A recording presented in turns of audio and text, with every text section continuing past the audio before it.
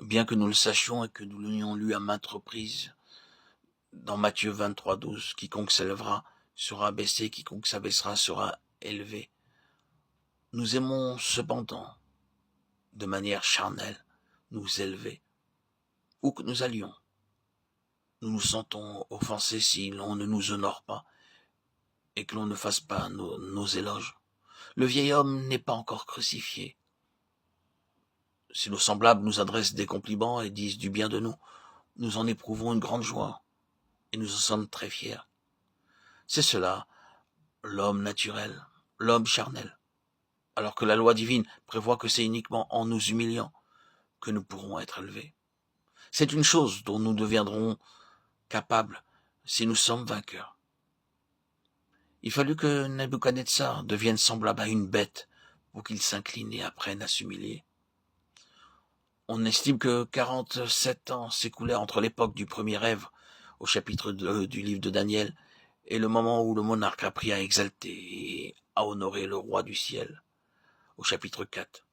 Maintenant, moi, Nebuchadnezzar, je loue, j'exalte et je glorifie le roi des cieux, dont toutes les œuvres sont vraies et les voies justes, et qui peut abaisser ceux qui marchent avec orgueil.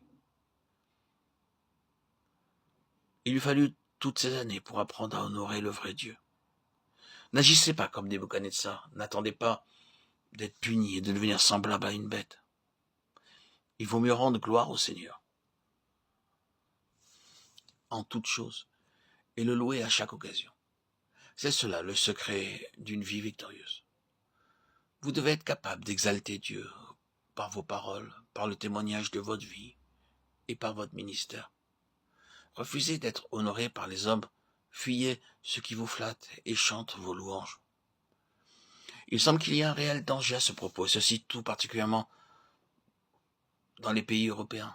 Lorsqu'on organise des campagnes ou des réunions spéciales où on placarde de grandes affiches qui exaltent l'orateur, on distribue des prospectus qui ne tarissent pas d'éloges à son sujet et où figure en grand format son portrait.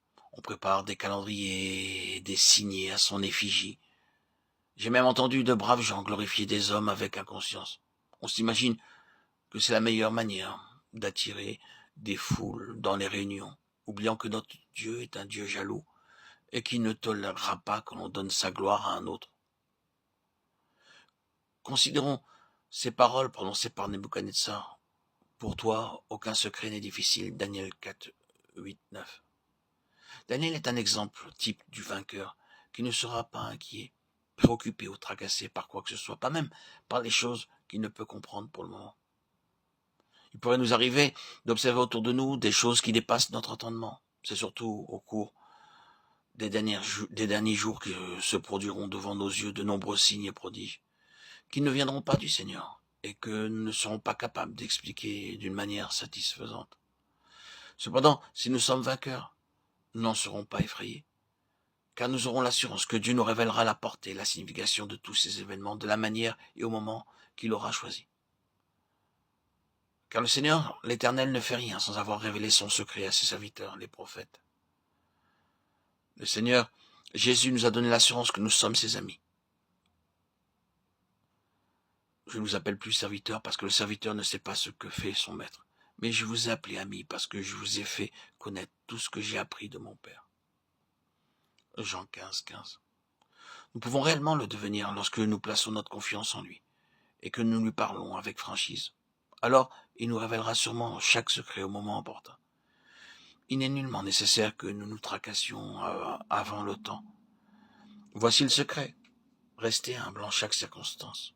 Exaltez, magnifiez et glorifiez notre Seigneur, sachant combien il est grand. Ne vous fiez pas à votre propre sagesse humaine qui est semblable à celle des animaux.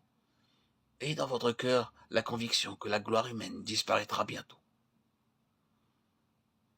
En toute humilité, manifestez à Dieu votre reconnaissance, car vous avez fait l'honneur de vous accepter à son service. Et remerciez-le pour la joie que vous aurez de voir le fruit de votre labeur. C'est par sa grâce seule que vous êtes ce que vous êtes.